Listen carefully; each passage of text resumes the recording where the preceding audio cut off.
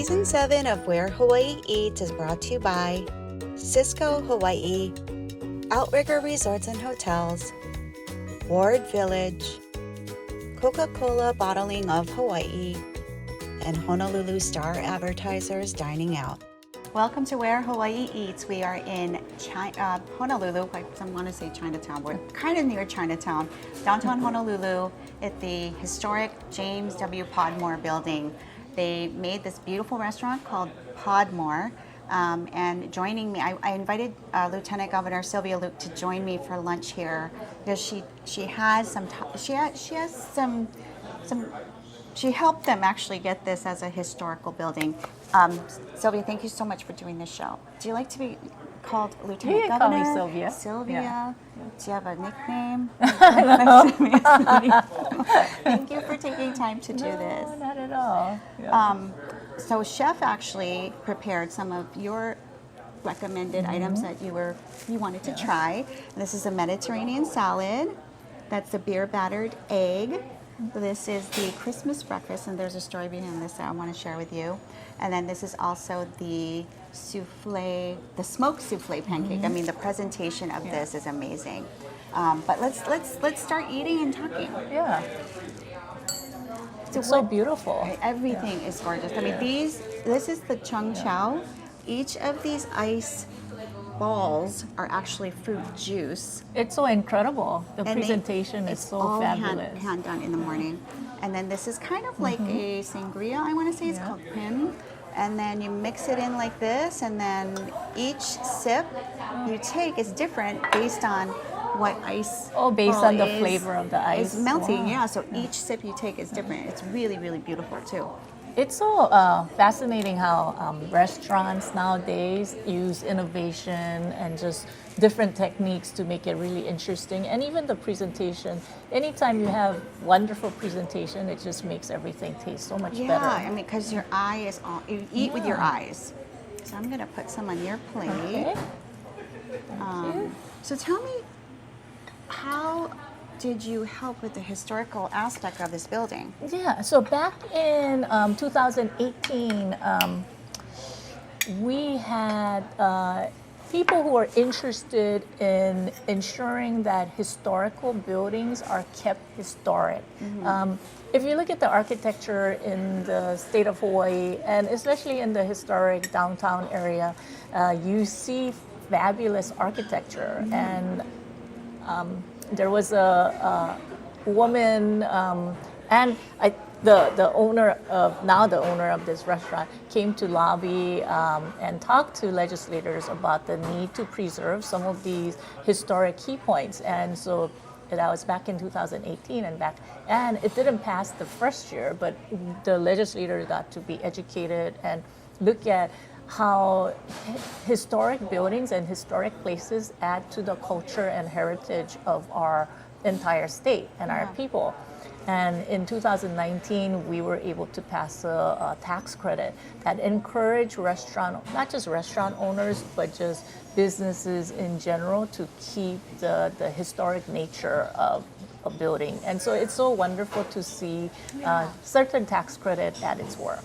The downtown area is transitioning to fit the needs of the state and the area residents. So you see different transformations. So I think it's wonderful. Would you say gentrification in a way?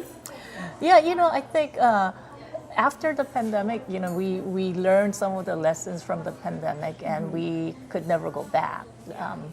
But some of the lessons is it is okay to work from home, and a lot of times, businesses transition to allow work from home and virtual workplaces, or even healthcare and education. It transitions. So I think it is part of the changing times. I see that. Well, I'd like you to sample this. Let me try this. We're going to take a quick break, and we're going to, I think I want to talk about the Christmas breakfast. Yeah. It's a good story. Okay, we'll be right back. Welcome back. I want to try the Christmas breakfast, and it's interesting. It's not Christmas, but this is actually a story that Chef Anthony created this actually for his family because all of his parents, his grandparents, they were all together for a Christmas holiday, and he wanted to create a dish to celebrate that everybody could be together. But there was a story going around that this was created when Catherine and he were in a snowstorm, and they put ingredients together, whatever they had in their in their pantry, which did not happen. Yeah. So it's just funny when we see this. But this is made with this cured smoked salmon that they do in-house. They do an incredible job with their salmon. Everything they do here is just to look at it amazing from this angle. But it's delicious. It's a staple on the menu. It's been on the menu since they opened. And then what is this crispy part on the outside? It's a potato roasty. Oh, so it's kind of like, I want to say, got the texture of a hash brown, but it's really delicious. The presentation is just wonderful. The taste is amazing too. Everything they do here is just like visually appealing. It tastes wonderful. So when we talk about family, you know, you and I are both, we have a lot in common. The fact that we both were born in Korea, and then we came here when we were young. And I think you and I were talking about, I remember fast food food itself was not a convenience. It was actually, it had to be made. So I remember my mom always making food. I remember the first time I ever went to a McDonald's, and I was like, what is this French fry? Yeah. Like, it was so good, but it was like convenient. Like, you could get it and order it, and it's ready.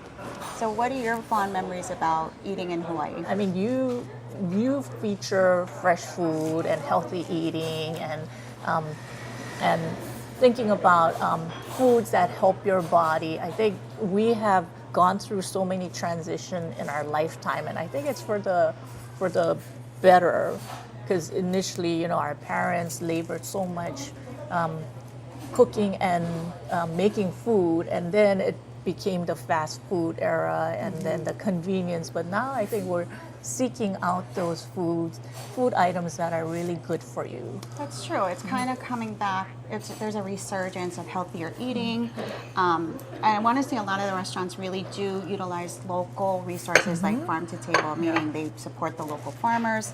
Things are much more customized. I know that at this particular restaurant, they make everything in-house. If Chef could make an egg in-house, he would make the egg in-house.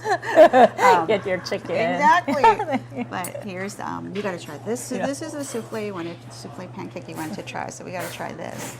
Again, beautiful. Look at beautiful all the fruit, presentation. the fresh fruit, edible flowers. This is so good. Do you cook Korean food? No, it's too hard. But they're fabulous Korean restaurants that I love to eat. So. What restaurants do you like to go to here? There are a bunch of them in this area. I think some of them are going through new ownership, but there are a bunch of them that are opening up. So places that are close to your office.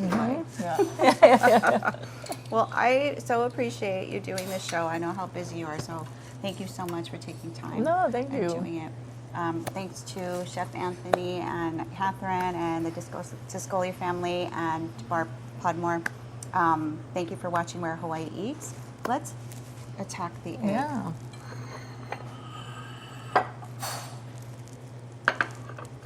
Wow. How are we going to cut that? And that's how we're going to end it.